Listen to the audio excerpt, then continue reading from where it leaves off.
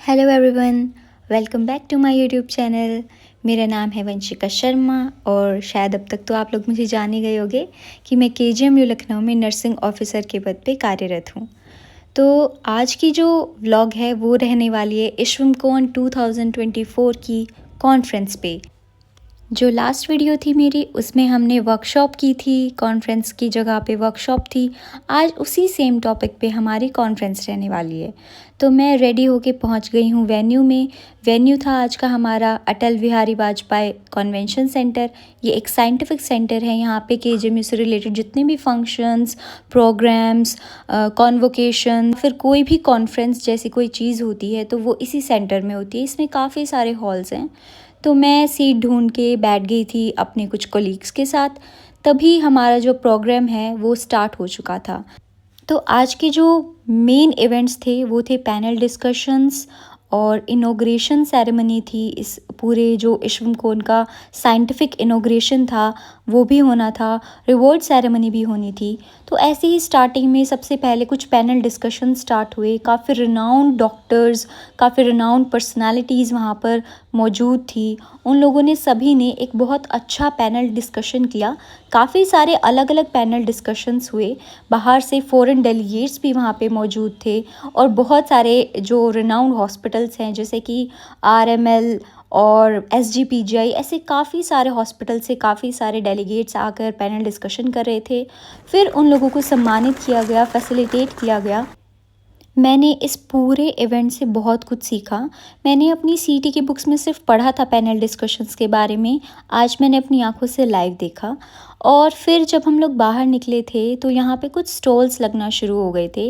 Stalls in the sense कि जैसे ही एक बहुत बड़ी कॉन्फ्रेंस रखी हुई थी, फॉरेन कॉन्फ्रेंस थी, तो यहाँ पे काफ़ी सारी अट्रैक्शंस थी लोगों के लिए कुछ परचेज़ करने के लिए। चिकनकारी की कुर्तीज़ के लिए एक अलग से स्टॉल था, अरेबियन अतर्स के लिए एक अलग से स्टॉल था और बहुत सारे प्यारे प्यारे ईयरिंग्स के लिए भी एक बहुत अच्छा स्टॉल लगा हुआ था। काफ़ी सारी चीज़ें थी जहाँ पे हम अपने आप को बिज़ी रख सकते थे।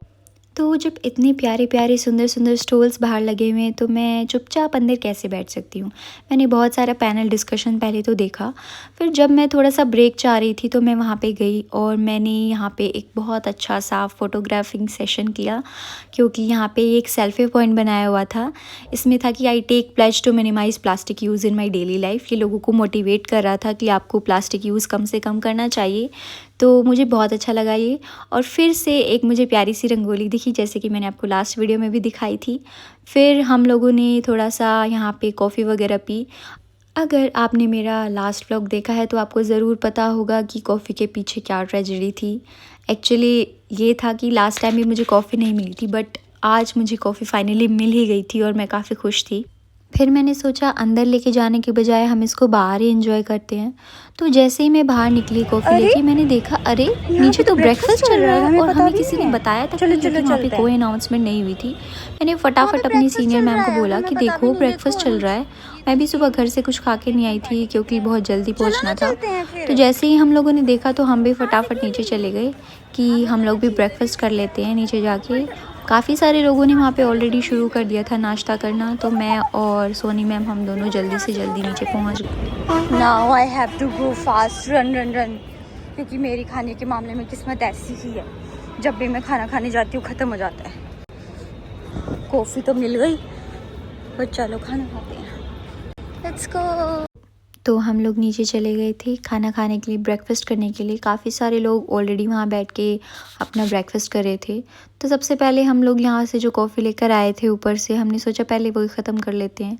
तो मैंने इसमें चीनी मिला दी क्योंकि इसमें शुगर नहीं था। तो मुझे लगा कि चीनी सारी मिलानी होती होगी, मुझे क्या पता था इसमें से भी बचानी होती है। मुझे लगा एक पैकेट एक कप के लिए होता है। तो वो कॉफ़ी शरबत बन गई थी। फिर भी मैंने वो मीठी शरबत कॉफ़ी पी ली क्योंकि मेरा मन नहीं कर रहा था वेस्ट करने का, क्योंकि कल तो मुझे वो मिली नहीं थी। जब आज मिल गई तो मैं उसे वेस्ट नहीं करना चाहती थी। फिर मेरी जो सीनियर थी वो पूछ रही थी कि लाडो किसे कहते हैं तुम्हारे यहाँ पे, तो मैं उनको वही बता रही थी कि लाडो प्यार से बोलते हैं बेटियों को। फिर हम लोगों ने ब्रेकफास्ट किया, इसमें पूरी सब्जी थी और फिर मैंने दोबारा से कॉफ़ी ले ली क्योंकि पूरी बहुत ज़्यादा ऑयली थी। तो मैंने सोचा क्यों ना कप कॉफ़ी और पी लूँ। फिर हम लोग कॉफ़ी पी रहे थे, कॉफ़ी लेके गर्म थी कॉफ़ी, तो हम उसको लेके अंदर जाने की सोच रहे थे।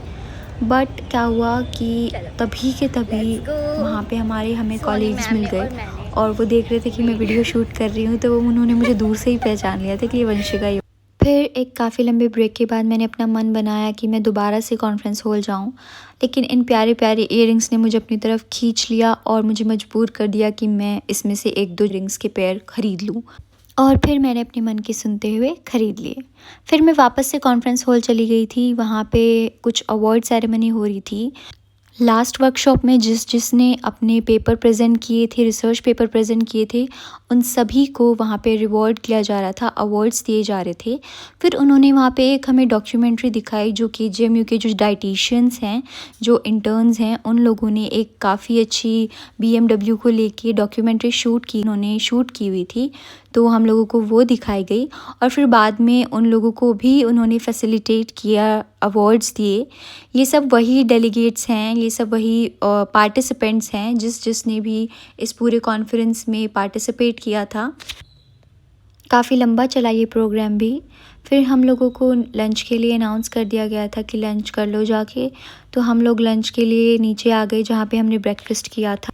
हम सही टाइम पे पहुँच गए थे, वरना इतनी भीड़ होने वाली थी। आप देख सकते हो कितनी भीड़ हो रखी है यहाँ पे। तो हम लोग लंच कर चुके थे।